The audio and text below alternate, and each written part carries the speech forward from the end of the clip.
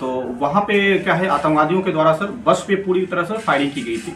और फिर हम लोगों ने सर जैसे ही फायरिंग की गई, हम लोगों ने अलग अलग प्रकार से मोर्चा संभाला। कुछ लोग बस के बाहर, कुछ लोग बस के नीचे ही लेट के, कुछ लोग बस के दाहिनी तरफ जाके, और जिस तरफ से फायरिंग आ रहा था सर उधर हम लोगों ने रिटेलिएट करने का काम किया। और लगभग 2.5 घंटे का यह ऑपरेशन रहा सर, और हम लोगों ने बहुत अच्छे से उस चीज़ को हैंडल किया और लगभग सर हम लोगों ने मार गिराया।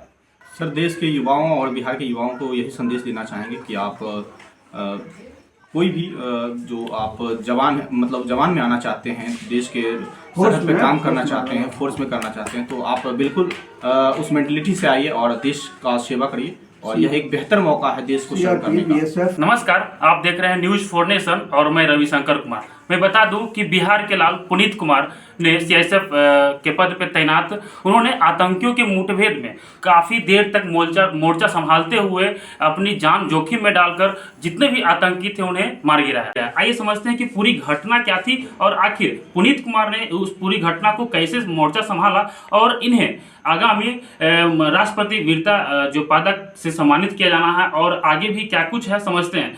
सर, क्या पूरी घटना थी? सर 22 अप्रैल 2022 की घटना है सर। 21 अप्रैल 2022 को रात्रिपाड़ी के लिए डिप्लॉयड किया गया था और 4:30 बजे जब हम लोग आ रहे थे सर, सुजमा चेक पोस्ट एक पड़ता है जहाँ की नाका पुलिस के साथ हम लोग ड्यूटी करते हैं। तो वहाँ पे क्या है, आतंकवादियों के द्वारा सर बस पे पूरी तरह से फायरिंग की गई थी। और फिर हम लोगों ने सर जैसे ही फायरिंग की गई, हम लोगों ने अलग अलग प्रकार से मोर्चा संभाला। कुछ लोग बस के बाहर, कुछ लोग बस के नीचे ही लेट के, कुछ लोग बस के दाहिनी तरफ जाके, और जिस तरफ से फायरिंग आ रहा था सर उधर हम लोगों ने रिटेलिएट करने का काम किया। और लगभग 2.5 घंटे का यह ऑपरेशन रहा सर, और हम लोगों ने बहुत अच्छे से उस चीज़ को हैंडल किया और लगभग सर हम लोगों ने मार गिराया। तो उस लगभग 2.5 घंटा अपना मनोबल टाइट करके और लोगों के लिए एक वो लगता है कि कहीं ना कहीं आगे से गोली की बौछार आ रही है, किसी को फिर भी उस समय कैसा महसूस हो रहा है? सर आप अगर इस सिचुएशन में आता है कोई भी सर, तो आपको यह दिमाग में तो जरूर आता है कि जिंदगी आपकी उस तरह से है, लेकिन आपको सर उस तरह पूरी टीम वर्क से काम करना होता है, क्योंकि उस सिचुएशन में आप जा चुके हैं। उस सिचुएशन से आप कैसे निकलेंगे वो आपको उसी समय सोचना है। तो आप लोग रिटेलिएट करना होता है सर उस समय, और हम लोगों ने उसी प्रकार से बखूबी वो काम किया सर। और बाद में हमें सीआरपीएफ का साथ मिला, जैसे कि पूरी तरह से ऑपरेशन करके उसको मार गिराया गया। बताया था कि आप घायल भी हुए थे? हाँ सर, मेरे दाहिने हाथ में स्प्लिंटर लगा है, जो कि अभी भी है सर हमारे दाहिने हाथ के बाजू में जी। अब इसके बाद, ये सारी घटना होने के बाद, अब राष्ट्रपति से पुरस्कार पदक, वीरता पदक मिलना है, कैसा महसूस हो रहा है? सर किसी को भी अगर इस प्रकार का पदक मिलता है सर, यह राज्य और गांव और प्रखंड सबके लिए बहुत खुशी की बात है सर। और स्वतः हमें तो खुद होगी ही सर, क्योंकि इतना बड़ा पदक मिल रहा है। और यह इसके लिए काफ़ी एक्साइटेड है सर। हम आने वाले आगामी 10 मार्च को इसे देना है आरकोनम चेन्नई में। तो आपकी पढ़ाई का लाइफ स्टाइल क्या रहा और कैसे आप इस क्षेत्र में आने को सोचा?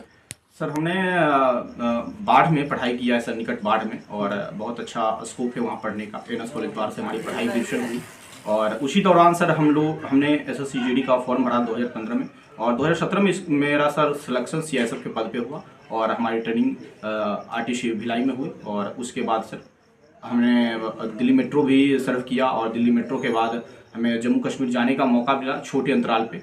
वहाँ हमारे साथ ये घटना हुई थी। अच्छा, अब बिहार और देश के लोगों को, जो नौजवान आने वाले हैं इस क्षेत्र में, उसके लिए आप क्या कहना चाहेंगे?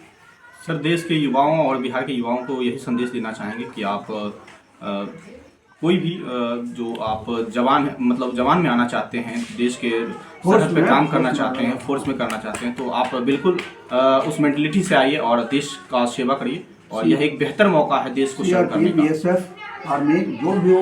आपके परिवार भी इसी क्षेत्र से जुड़े हैं क्या? बिल्कुल बिल्कुल, हमारे दादाजी स्वतः बैठे हुए हैं बिहार पुलिस में, दरोगा के पद पे रहे और रिटायर किए। और हमारे चाचा के भी रहे नहीं, उन्होंने भी बहुत अच्छा सर्व किया, झारखंड पुलिस में थे। हमारे चचेरे भाई जो कि झारखंड पुलिस में अभी रांची एयरपोर्ट पे कार्यरत हैं। और हमारा पूरा एक बैकग्राउंड रहा है सर, और उससे एक मोटिवेशन मिलता है। और हमारे खुशी की बात है कि हमारे गाँव में बहुत ज़्यादा फोर्स मेंबर हैं सर। अगर आप हर एक घर में जाएंगे तो वहाँ से एक फोर्स मेंबर निकलेंगे सर। जैसा कि आपने सुना पुनीत कुमार ने क्या कुछ बताया, क्या पूरी घटना थी, आई उनके समझ उनके दादाजी हैं, कैसा उनको महसूस हो रहा है और आखिर उनके पोते को राष्ट्रपति वीरता पदक से सम्मानित किया जाएगा, उसको लेकर के क्या लग रहा है सर? आपके पोते को राष्ट्रपति वीरता गौरवान्वित है और क्या। जी, तो आपके द्वारा कुछ पहले से ही बताया जाता होगा कि किस तरह से फोर्स लाइन में। हाँ तो बताते हैं, अभी भी बताते जी। हैं। अभी सब ऐसे हम लोग 40 वर्ष नौकरी किया, 40 वर्ष में हमारा अनुभव हुआ, हम थोड़े किसी को मारे या मराए, हम रिटायर होकर चले आए। अनुभव तो एक होगा। अनुभव तो है ही है, अनुभव है बहुत बढ़िया।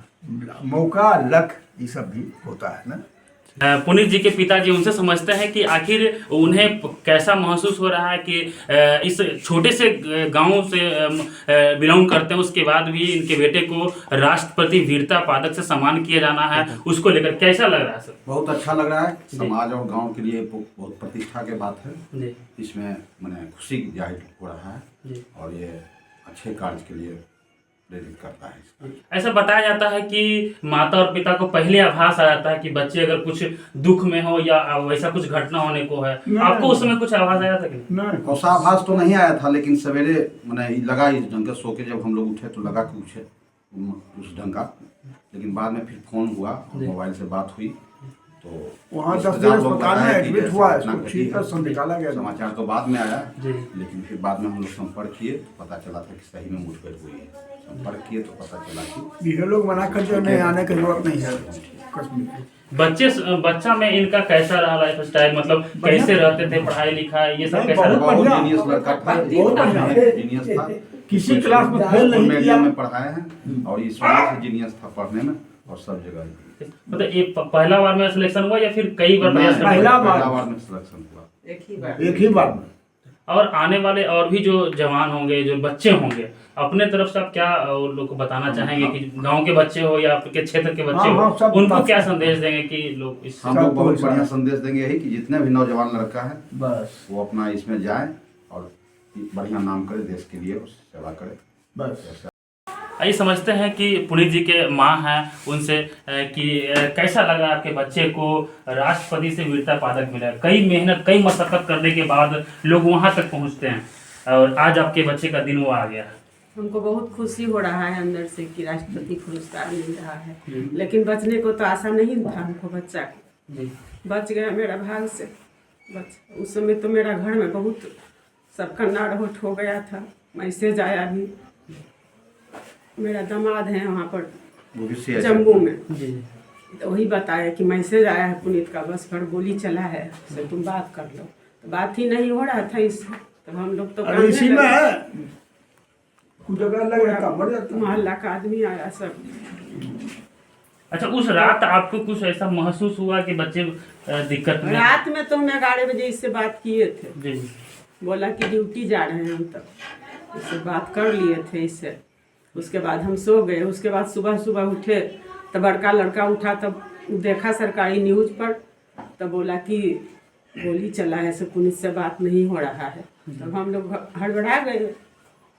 एक तो दोस्त का इसका नंबर था, तब दोस्तबा को बोले कि नंबर पर बात कराओ, तब वही गया तब बात कराया। तब हम लोग हॉस्पिटल में था भर्ती ही लोग, तब बात किए तब थोड़ा शांति आया। तो अब जो है राष्ट्रपति वीरता पदक मिलना है, वहाँ आप लोग भी जा रहे हैं? हाँ, हम लोग जा रहे हैं, 7 तारीख को टिकट है, तब जाएंगे साथ। स्टार्टिंग से इनका कैसा रहा परवरिश आप किए होंगे तो देखता होगा ना, खेल में ज़्यादा रहता था या फिर लोग कहता है कि क्रिकेट में ज़्यादा लड़के लोग रहते हैं? हाँ, खेल कूद में इसको मन लगता था, क्रिकेट उर्केट बहुत ज़्यादा खेलता था। जी। हाँ, एक होता है ना कि सुबह का माँ ही उठाती है, दौड़ने जाओ, पढ़ाई करो, उसमें कैसा इनका रुझान रहता था? सब अपने बहुत तेज था जी। पढ़ने लिखने में, रैंक भी लाता था स्कूल में। यानी कि स्टार्टिंग से बहुत आपका, मानते थे इसको जी, इंग्लिश मीडियम में। यानी कि स्टार्टिंग से आपको गौरवान्वित किया और आगे भी कर रहे हाँ, हैं। पढ़ने बहुत तेज था शुरू से। इनकी शादी हुई? नहीं, अभी शादी नहीं हुई, छोटा भाई है, अच्छा, बड़ा वाला को होगा तब नहीं होगा। क्या सोचे इनकी शादी को लेकर? शादी तो अभी नहीं सोच रहे हैं, अभी तो दरोगा बना है तब। नहीं बड़का मतलब और आगे रैंक पे जाएंगे तो? हाँ, अभी 2-4 साल के बाद है ना होगा शादी। अपने नहीं बोलता है कि नहीं करेंगे शादी अभी। मतलब किस टाइप की बहू चाहिए? एक होता है ना लोगों का कि मेरा बेटा नौकरी के वाले हैं तो नौकरी वाली ही चाहिए। अब तो उसी का नहीं इच्छा होगा कि नौकरी वाला लाएगा, कि आप माँ हैं, आप माँ के इच्छा से नहीं होगा, उसी का इच्छा पर होगा। तो हमने बात करने का प्रयास किया, इनके द्वारा क्या कुछ बताया गया। एक माँ ही होती है जिन्हें पहले ही आहट आ जाते हैं कि बच्चे किस पीड़ा में गुजर रहे हो, या फिर खुशी में भी हो फिर भी, या फिर दुख में हो, सारी जो आहट है पहले माँ को ही आती है, उसके बाद ही किसी न किसी को सूचना पता चलता है। तो आइए इनसे समझने का प्रयास किया क्या कुछ इनके द्वारा बताया गया। फिलहाल के लिए धन्यवाद।